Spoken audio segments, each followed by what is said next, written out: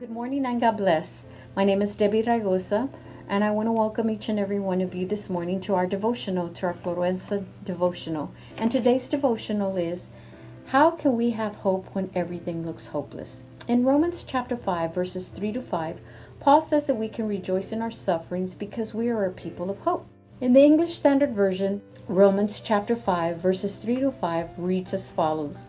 Not only that, but we rejoice in our suffering, knowing that suffering produces endurance, and endurance produces character, and character produces hope. And hope does not put us to shame, but God's love has been poured into our hearts through the Holy Spirit who has been given to us. So how can we have hope when everything looks hopeless? In the midst of suffering, we can rejoice because these challenges cause us to, number one, rely on God's presence. Rejoicing in suffering does not mean that we're going to celebrate when we get bad news, but it does mean that we can believe that God is doing a redemptive work. The word redemptive means that God does not waste hurt or disappointment. He is using them to shape and build us into the image of Christ, which is His highest passion. When we go through suffering, we often pray and seek God more intensely than at any other time. My greatest time of growth has been when I've reached the end of my resources and all I have left is Christ. God uses suffering to make us rely on His presence. In Psalms chapter 23 verse 4, David writes that he does not fear because God is with him. He relies on God's presence and it brings him strength and comfort. Remember, for there to be a shadow, there has to be light.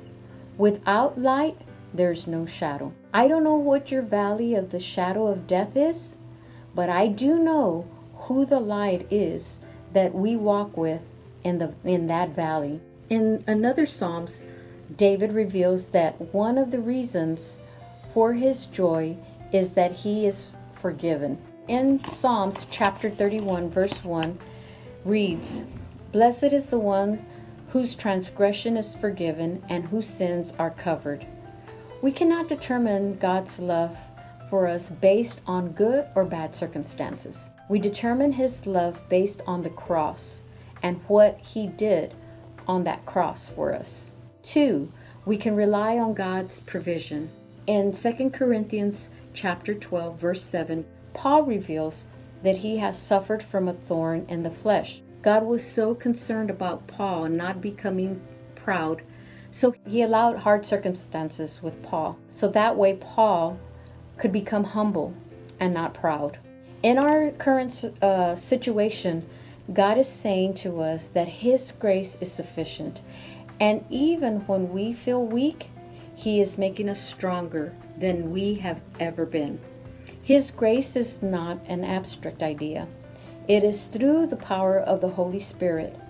The struggles that you are going through may be very circumstance, but God uses and takes you to a whole new level.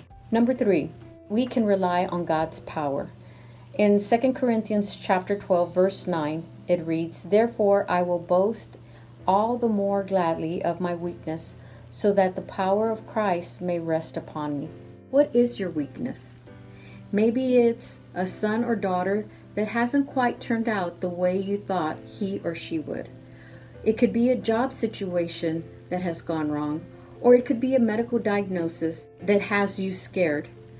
Maybe, like Paul, it's also insults, hardship, or persecution. Whatever it is, Paul says we will boast in those things because when we are weak, the power of Christ rests in us. The greater the enemy comes at you, the greater Christ will be with you. Maybe something in you is telling you just to quit, give up, let it go, but don't stop. When you are weak, then He is strong. Remember, the greater the attack against you, the greater Christ is in you. But you have to rely on His presence, His provision, and His power. This week, I would like for you to take a moment to write down what you are suffering from or struggling with and place it in an envelope. On the outside, write, God's got this, and He is transforming me. Now, when that challenge comes to mind, remember to rely on His presence, to rely on His provision, and to rely on His power. Thank you, and God bless.